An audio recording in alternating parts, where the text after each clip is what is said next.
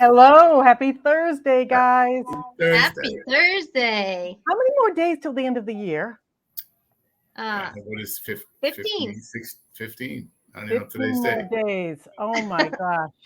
Counting our blessings. Yes. Oh goodness. So Wonderful time of year. It wonderful time of the year. You're going to sing to us, Joe? I will not be. Okay, no singing. It would not be so wonderful. Yes. Oh gosh. So hey everybody, all those that you watch, that visit our show, are returning. If you don't know what the show is about, it's about Cape Cod real estate, Cape Cod happenings, and what else? Cape Cod people, right? Cape Cod people. Yeah. Okay. Had a little feedback going on there.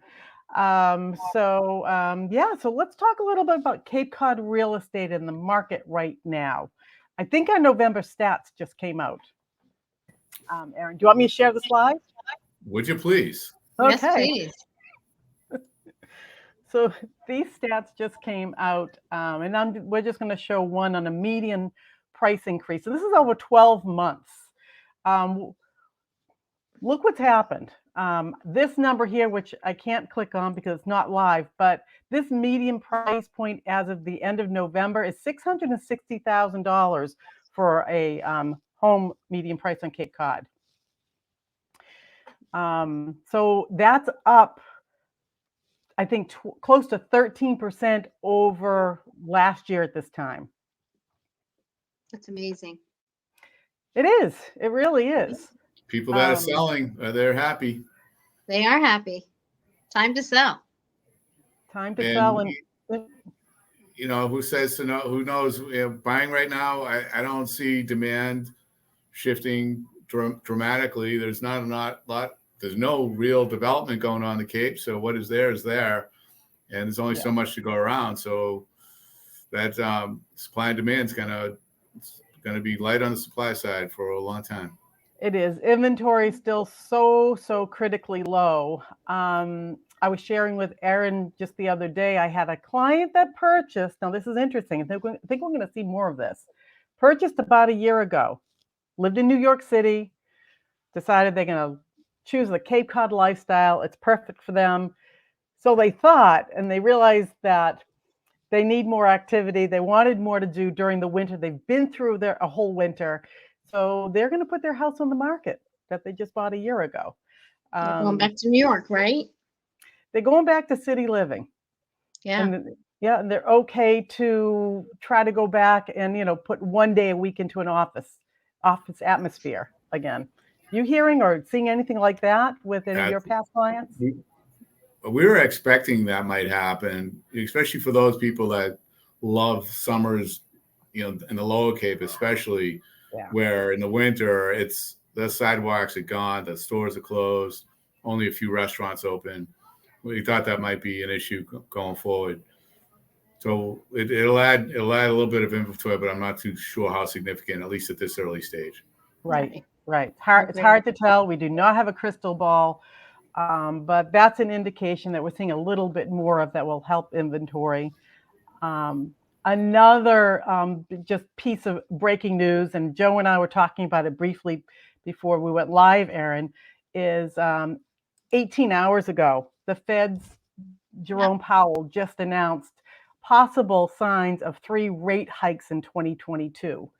And in all to control inflation. It can affect mortgage interest rates as well. And speaking with Frank Marola from William Ravis Mortgage, he says, if, for example, he gave us a really good example, if they do hike up 1 point, a person who could purchase a $550,000 home their purchase power is down to a $485,000 home. So that's a pretty significant difference with 1 point. Yeah, so 10%.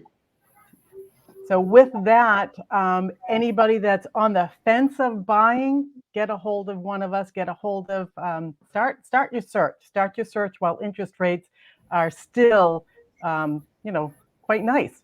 Gain that extra $80,000 or whatever purchase price. It's a big number, guys. It really is. And that's a significant difference in the quality of the house and the location. And that's really a big number. Yeah. Absolutely. So I thought I'd share that breaking news, or we'd share that breaking news with the public.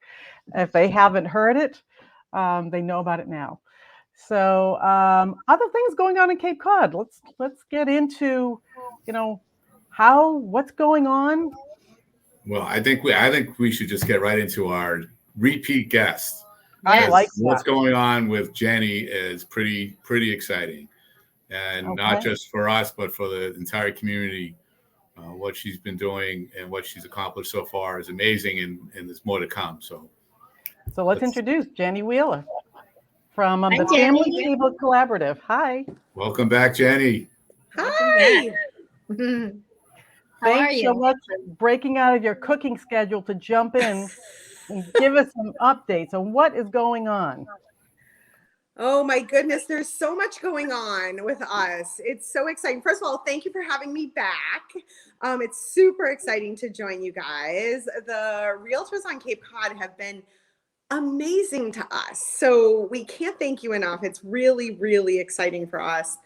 So we Jeni, actually, can I interrupt real quick? Yes. We introduced you, but we didn't introduce to what you are speaking. So what are you talking about? So for all of you who know me, I'm Jeni Wheeler. And for those of you who don't, I am Jeni Wheeler, co-founder of the Family Table Collaborative and owner of Jeni's Joy, which is a participant in creating the collaborative. So the collaborative was created as a rapid response to COVID to help people make sure they get a little extra love if they need it. And by that, we mean nutritious, delicious meals. So we have Jeni's Joy partnered with the Cape Cod Culinary Incubator and the American Culinary Federation to create what is now the Family Table Collaborative. And we mentioned the last time we were here that we were just getting ready to really move into what used to be the Riverway Lobster House. And everybody was like, what are you doing? and we had a plan, but it's so interesting. It's a 9,500 square foot building. It's one of the larger kitchens on Cape Cod outside of, kind of the big commercial event spaces, the conference centers and stuff. And so when we looked at taking it over, we really had to decide, what is this going to look like? Because our mission is to increase nutritional security across Cape Cod. We have put out just over 93,000 meals to date. We're getting ready to put out another 650 plus next week for the holiday, which is super exciting to us. And we run with a team of volunteers. We're partnered with all the local farms. Whole Foods is our newest community partner. That's new since I was on last. So that's really exciting to us. But basically what we did with the Riverway is created what we're hoping will become a self-sustaining nonprofit. And what that means is after raising funds for the purchase and renovation of the building, that we will create enough revenue with all the different things we're doing on the property to pay for the mission. So the exciting thing about that is we're creating jobs. We're actually the first shared kitchen on Cape Cod. So food entrepreneurs can rent kitchen time in my kitchen. And that's the hardest barrier to entry for food entrepreneurs. The second hardest barrier to entry is actually having someplace to sell year round, because of course we're seasonal. And so we created a maker's market. So that's exciting too. Okay, Joe. See you next week. Nice to see you, Jeni. I'm at a party. I got to attend. Okay, call in. Get on it. Merry Christmas. Enjoy. Merry Christmas. So basically, bummed to see Joe go, but we'll see him again. So basically, food entrepreneurs can now rent time in my kitchen, and now we also gave them a place to sell in the local makers market. We created a cafe so that we're open now on weekends from 8 to 2, Saturday and Sunday, which is also new from when you saw me last. This is fantastic. So people can come in and have breakfast or lunch, do a little holiday shopping. Even after the holidays, they can just do a little local shopping. And, the profit of all of this goes towards helping to pay for the mission of the collaborative to increase nutritional security across Cape Cod. Other things that are happening in the building is we're going to be teaching a lot of classes, both online and in person. There's a huge amount of rental, like kind of community rental gatherings. We just, as I mentioned, hosted the Ravis That's holiday fantastic. party, I know. which was That so is great. exciting. And so we're doing a lot of cool things. And then in addition to all of that, we will reopen the tavern as soon as the ABCC transfers our liquor license, which is amazing. But to what you guys were just talking about, housing is a point of real crisis on Cape Cod. And you can't look at, you can't look at employment, you can't look at jobs, you can't look at health and wellness if you don't include housing. And so it's really a critical aspect of how Cape Cod needs to be able to survive. And so we're creating what will be at least 5 bedrooms of affordable staff workforce housing, which is right on our property, which I think will really go a long way towards helping us do what we do, but also helping, again, helping the local economy, helping the local workforce. We're trying to make sure that people can live on Cape Cod and work on Cape Cod. And that's the only way this community moves forward. So we're super excited about that. In addition, we're going to create a community garden. We're working towards kind of sustainability, greenhouse, hydroponics. We're partnered with all the local farms. As I mentioned, Whole Foods is our newest community partner. So there's a lot happening, but we also anticipate at the same time that the need for our services is going to continue to increase. So the idea of creating a self-sustaining nonprofit is so that we can continue to provide anything we have to, like anything we need to do, we want to be able to provide, and we want to make sure that fundraising dollars don't prevent us from being able to complete our mission. If you ask me, there's no fun in fundraising. It's a total misnomer. So Harry, my business partner, and I just said to him, I was like, I only want to do this once, one time only. I'm only doing it once. There you go. So let's do this. So, but we're excited because we're going after this in a very holistic way. We want to make sure we're helping, set something up that will be able to help all of Cape Cod for decades to come. And that's really the point. And all things point to that food will continue to actually become more of an issue over time. So unfortunately, as much as we'd like to say it's not, it is. And so if you're going to go out to breakfast, if you're going to go out to lunch, if you're going to go buy some goods or book a party, why not book it at a place or come to a place or come enjoy really great food at a place that whatever our profit margin isn't getting paid out to stakeholders and shareholders. It's going to pay for the mission of the Colaborative. So it allows the entire community to participate, whether they can make a donation, which is still really important to us. Those who can, please do. Every dollar matters. Our big goal is our overarching capital raise is 2.5. That purchases the building and does the reno.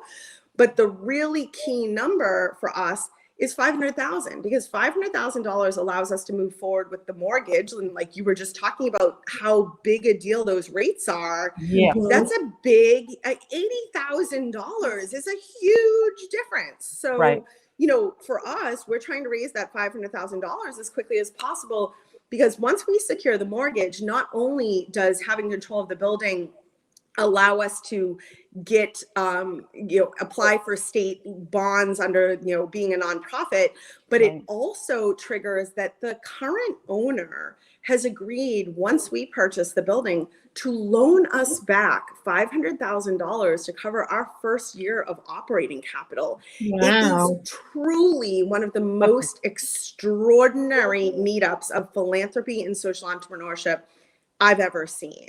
So that's our goal, is $500,000 so we can sign the papers on this building and move towards all our dreams coming true on Cape Cod. That is great. So share with us a little bit more, again, our viewers, when you say there are 93,000 meals that went out, explain what went out means, so they get a bit more of a handle. 93,000 meals have been distributed from Bourne to Harwich. We've been everywhere from Bourne to Harwich, and that means 93,000 individual meals, serving people nutritious, delicious meals. And here's why this really matters. So food security is something that's critically important and is talked about a lot. Food security is driven almost solely by economics. Almost solely by economics. Nutritional security is a national crisis and is not. Economics can play a role, but it is not driven by economics. And I tell people, look around, because every single one of you knows somebody that is dealing with that for many, many reasons. We're a country that lives on instant gratification.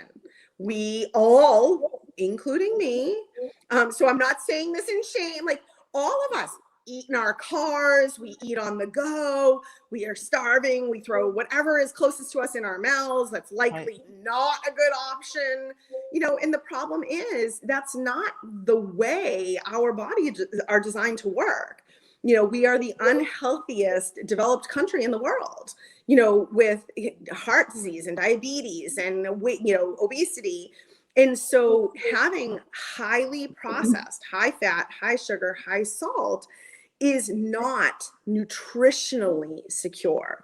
And so that's why I say it isn't just because of economics, it's because of lifestyle, it's because of convenience, it's because we're 2 generations away from when most people used to cook, and real food has become less of a priority in the United States. And so highly processed food, unfortunately, is the go-to for an awful lot of people, having nothing to do with economics. Unfortunately, where economics come to play is that real food often is also more expensive. If you're going to if you're going to shop a lot of produce, and you know, produce doesn't stay good as long. It doesn't, you know, would require you to go shopping more often. You can't get things like spices at the pantries. And so if you don't know what a spice is, or, you know, if a recipe calls for, you know, 1/4 teaspoon, you're not going to go spend that extra money because you have no idea if you're even going to like it or not. Right. So there's a lot of things that go into what makes it nutritionally secure. And so that's what we're working with. We believe 2 things are necessary to move the needle with nutritional security: prepared food and education. Those are the 2 things that are necessary to create sustainable change under the whole story of give a man a fish, teach them how to fish. We genuinely believe you have to do both. If you want to create sustainable change, you have to do both. And that's our plan with Riverway. Wow. Well, you have Is that where the classes come in too? Yes, that's where the classes come in. So throughout the pandemic, I taught a class called Fun with Food to at-risk youth. And we actually made the decision to give every child a slow cooker. And for the reason that super forgiving, right? It's not so much about how you can put something in if they're, you know, if their parents are working and they're coming home to an empty house, or even if everyone's home and they're trying to all be on different Zoom calls for school and work and all the things, right? You can throw something in a slow cooker and it's ready at night, and it's very, very forgiving. So I taught an entire class around building out kids' spice racks, because again, spice is a huge key to food. Yeah. And so I gave them at least 2 new spices every week that we worked off of, and they got a slow cooker. So I was teaching them to cook, but cook in a way that it provided a family meal. And we provided them with enough food to do a family meal. And the unexpected feedback from that, from the caregivers, whether it was parents, grandparents, aunts, uncles, sitters, no matter what, was the level of pride that the child took in cooking and feeding their family. Yep, and look what I made. Yes. Yeah. Well, it makes a huge difference, right? We all, you know, it's kind of like, when do we get to get off the hamster wheel? We're like, we've grown up in the generation where it's like, go, go, go, go, go as fast as you can. What more can we fit in? Okay, we're eating and we're on the phone and we're driving with our knees and we're like doing our eyebrow, you know, our mascara, and like, multitasking. Yes. Stop. Like, we've got to, we created this problem. Like, our society created this. And in order to undo some of it, we all have to show up. And that's why we say we need everyone at the table. This isn't just affecting other people. This affects us, even if we don't realize it does. And so in order to be a contributing member of society, in order to live your best life, your best version of yourself, you need to fuel your body in a way that allows it to work for you and not against you. And let's be honest, this impacts our healthcare system. It impacts our relationships. It impacts school. It impacts jobs. It impacts everything. So you can't have this conversation and look at it just as one singular thing. It affects our whole lives. It affects your mood. It affects your mental acuity.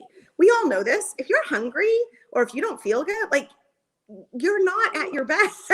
Like, we've all been there. Right.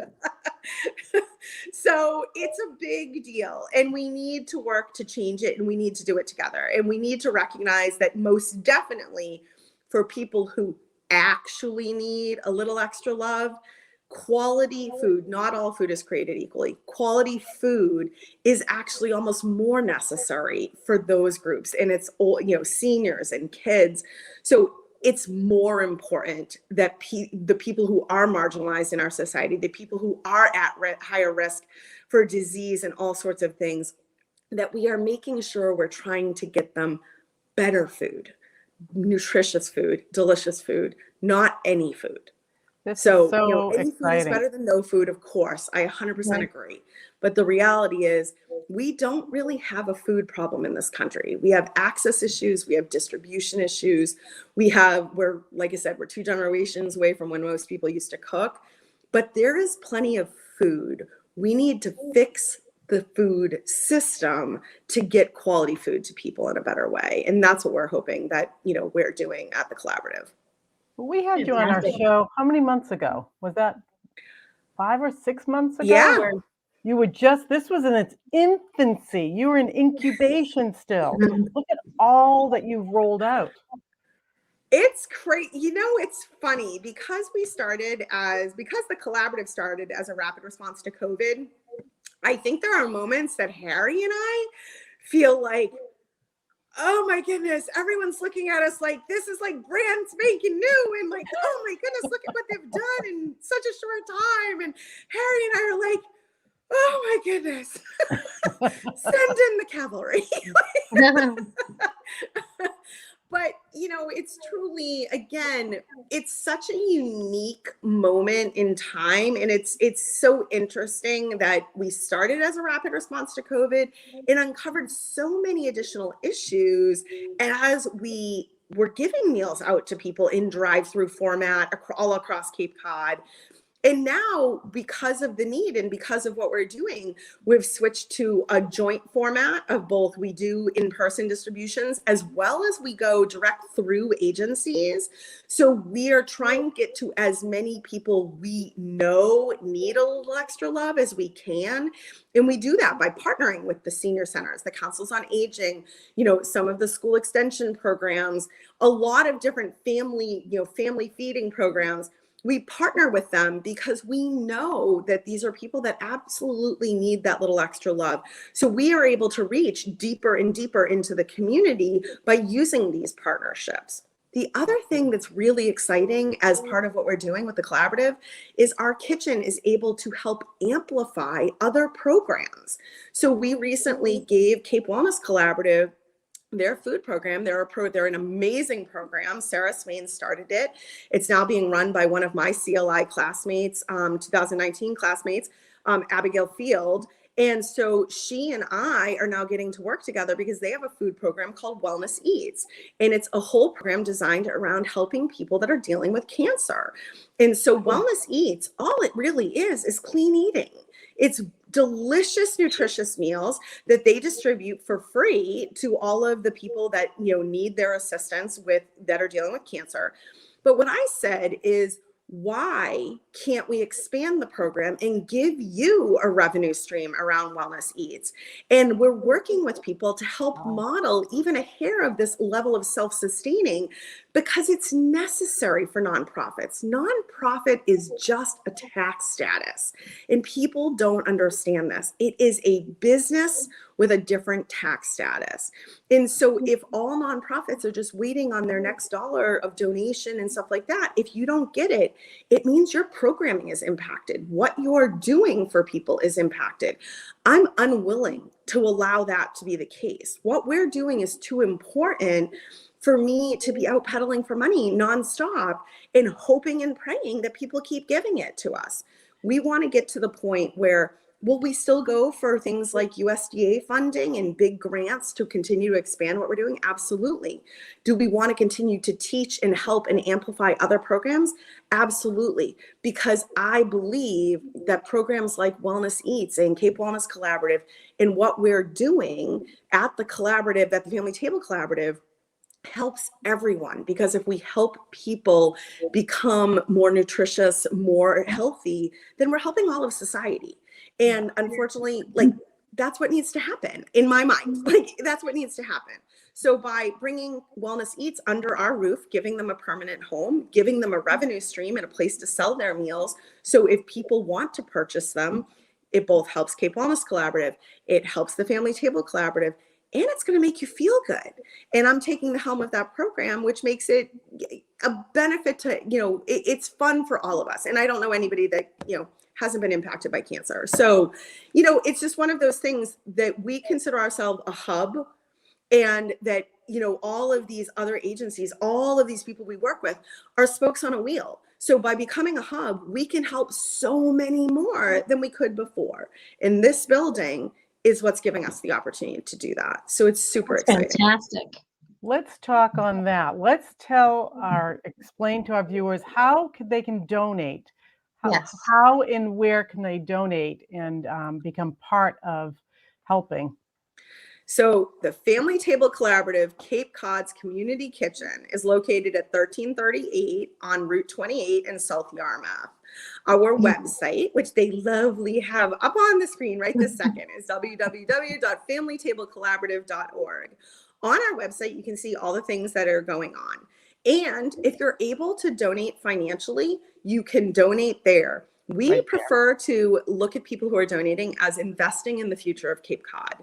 So we often say, if you can give, if you can donate, if you can invest, that's where your money is going, investing in the future of Cape Cod.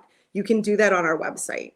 You also can sign up to volunteer, because here's the thing. We want everyone to participate, and whether it's with your time, with your money, with donation, whatever that looks like, this requires everyone to have a seat at our table. And so this is your project. This isn't about me. This isn't about Harry. There is no ego involved in what we're doing. We are trying to create something that will exist for decades to come to help all of the future of Cape Cod. That's what we're there for. So we invite anybody to join us in whatever capacity they have an availability to do. Please do come visit us. Come shop, whether it's having breakfast or lunch or doing a little shopping or booking a party or ordering takeout catering, whatever it is, we're here to help Cape Cod. And so anything you do to help us helps further that mission. Wow. That's amazing. Absolutely. You just put the 'tis the season of caring and sharing and giving. And this is an opportunity where people can give their time, talent, or donation, money. A little bit of donation. Absolutely. So and we need all anybody three, can right? participate. That's the really critical thing, is we need all three. So no one should feel bad if you can give time. That's super valuable. I mean, the money, 100%, we have to get there. We've got to get to that $500,000 to take ownership of this building, because that's going to trigger a whole lot of different things with, what we can do with the state and what we can do with the federal government and what we can do with all different organizations. However, anything helps. Every dollar counts, every hour you donate counts, everything you donate to us counts, and every dollar you spend in the building counts. So we will take any and all comers in whatever capacity they have the ability to do. Know that you're helping help your neighbors. That's amazing. Thank you so much. What a great time of the year for you guys to be rolling out again, you're open to the public Saturday, Sunday, between what time and what time? Saturday and Sunday, 8 to 2. For shopping and eating? Breakfast, lunch, and a little holiday shopping. There we go. Well, Sounds thank you so good. much for joining us, Jeni. Thank you so much for having me, you guys. You know, like I said, the Realtors Association and all of you have been so amazing to us, and we just can't be more appreciative. It just is such a beautiful participation from the community. And it's just, and again, all the renovations that have been done at Riverway so far have all been done by volunteers. That's fantastic. And one of my friends, Sunny Fellman, is a realtor, and Yeah. I feel like she's like the gold star volunteer. She has commandeered and guilted all of her friends, That's great. family, awesome. everyone. Well, It's you know what amazing. they say? It takes a village, right? It does. It takes a It village. takes a village. It really, really does. And that's why, you know, I make sure to tell people all the time, you know, I am blessed, beyond measure, to get to be the face of this organization, but it takes a village, and we have an army of volunteers that are the reason for why we can do what we do. So it can't happen without everybody out there watching, everybody participating. And so I will continue to cheerlead and spread the word and be out there, you know, but the reality is I have an army behind me, and it wouldn't happen without them. And truly, Harry and I, you know, I refer to him as my partner in good deeds and the yin to my crazy yang. And his wife, I don't think he's ever worked so much in retirement than he has since he met me. However, we say this all the time. We feel like we should pinch ourselves that we are lucky enough to have seen an opportunity and maybe bold enough to take the chance to do it. But truly, it's to help the future of Cape Cod. It isn't about us. It's about what needs to happen to create the beautiful community we continue to live in. Well, thank you again We so have much no for doubt joining that us. you're going to be successful and you're going to reach your goals. We're working Love on that. it. We're not And we going to hope- stop. We have 650 meals coming out next week for the There we holiday. go. Enjoy the holiday season. Happy holiday, guys. Happy Thank holidays. you. Thank you. Take Thank you. care. Bye.